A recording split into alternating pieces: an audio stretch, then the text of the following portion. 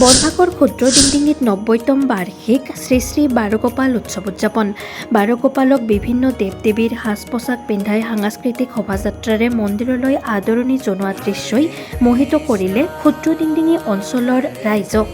নলবাৰী জিলাৰ বৰভাগ ৰাজচক্ৰৰ অন্তৰ্গত ক্ষুদ্ৰ ডিংডিঙিৰ ২ নং বৈশ্য চুবুৰীত আজি এদিনীয়া বৰ্ণাঢ্য কাৰ্যসূচীৰে উদযাপন কৰা হৈছে ৯০তম বাৰ্ষিক শ্ৰী শ্ৰী বাৰগোপাল উৎসৱ। ৰাতিপুৱা চাফাই অভিযান, ধৰ্মীয় ধ্বজা উত্তোলন, গোপাল সজোৱাৰ প্ৰস্তুতি, নাম কীৰ্তন, শৰাই স্থাপনৰ লগতে পুৰুষৰ সংকীৰ্তন আদিৰ লগতে আয়তীসকলৰ দ্বাৰা শৰাই স্থাপন কৰা হ'ব। বাৰগোপাল উৎসৱৰ লগত সংগতি ৰাখি বিশিষ্ট ব্যক্তিসকলৰ দ্বাৰা গছপুলি ৰোপণ কৰাৰ লগতে বাৰগোপালক বিভিন্ন দেৱ দেৱীৰ সাজ পোছাক পিন্ধাই সুন্দৰ পৰিৱেশ তথা সাংস্কৃতিক শোভাযাত্ৰাৰে মন্দিৰলৈ আদৰণি জনোৱাৰ লগতে গোপাল বৰণ, বাৰগোপালৰ মুখ্য দ্বাৰ উন্মোচন, বাৰগোপাল দৰ্শন আৰু ৰাজহুৱা সভাৰ অন্তত ৰাজহুৱা ভোগ বিতৰণ কৰা হয়। উল্লেখযোগ্য যে বাৰগোপালক জয়পল মন্দিৰৰ পৰা সাংস্কৃতিক শোভাযাত্ৰাৰে বাৰগোপাল মন্দিৰলৈ আদৰণি দৃশ্যই ক্ষুদ্ৰ ডিংডিঙি অঞ্চলৰ ৰাইজক মোহিত কৰাৰ লগতে ঠায়ে ঠায়ে গাঁওবাসী ৰাইজে বাৰগোপালৰ ভৰি ধুৱাই পূজা অৰ্চনা কৰি বাৰগোপালৰ আশীষ লোৱা পৰিলক্ষিত হৈছে।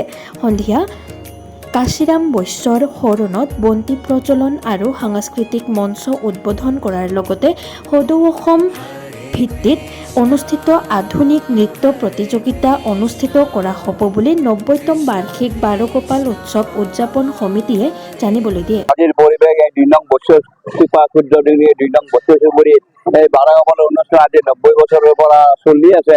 গোটেই ভক্তপ্ৰাণ ৰাইজে সমস্ত উদলি মুদলি পৰিৱেশ হৈছে। গতিকে ৰাতিপুৱাৰ পৰা কাৰ্যসূচীবোৰ চলি আহি এতিয়া আমাৰ গোপাল আহি আমাৰ মঞ্চ পাইছে। এই গোপালক প্ৰতিষ্ঠা কৰা হ'ব, তাৰপিছতে ভোগ বিতৰণ হ'ব, তাৰপিছতে আমাৰ নাগৰা নাম প্ৰতিষ্ঠা হ'ব। গধূলি সদৌ অসম ভিত্তিত বিহু কম্পিটিশ্যন আৰু নৃত্য প্ৰতিযোগিতা আছে।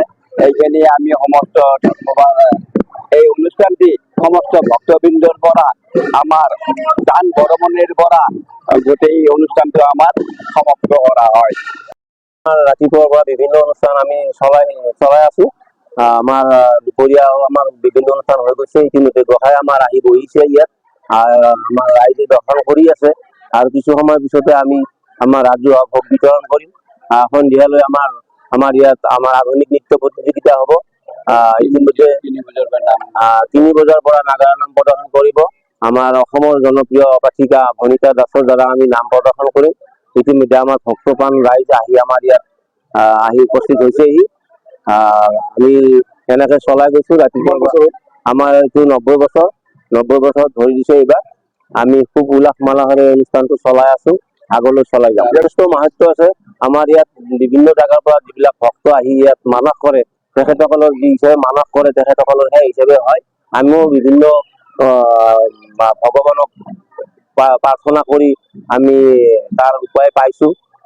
সঁচাকৈ ইয়াত এটা ডাঙৰ মাহাত্য, বাৰগোপাল উৎসৱত যথেষ্ট মাহাত্য আছে আমাৰ ইয়াত। খুব ভাল লগা কথা, আমাৰ ইয়াত যিবিলাক ভক্তপ্ৰাণ ৰাইজ আহে গতিকে আমাৰ ইয়াত দান কৰে বা বিভিন্ন কিবা কিবি দান বৰঙণি আগবঢ়ায়।